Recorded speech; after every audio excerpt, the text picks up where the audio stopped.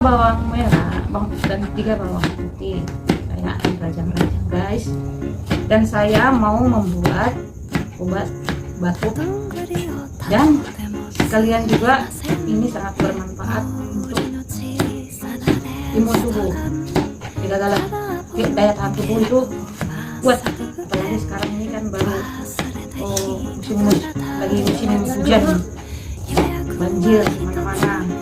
Dan begitu juga dengan hujan dengan nyamuk, jadi perlu kita benteng dengan daya tahan tubuh kita supaya kuat dan tidak gampang sakit. Dan saya akan membuat bawang putih dan bawang merah ini saya rendam di madu. Ini ada madunya di sini, tapi kalau bisa sampai terendam bawang merahnya. Kalau kita sudah masukkan, kita diamkan sampai dengan 24 jam.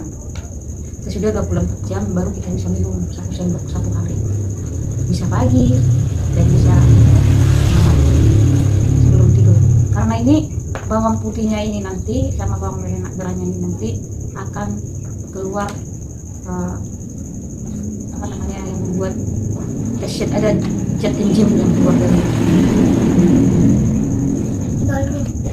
Kita tutup, kita taruh dia di suhu ruangan. Tapi kalau udah selesai nanti di suhu ruangan 24 jam, kita bisa masukin ke kulkas dan bisa bertahan sampai 7 hari.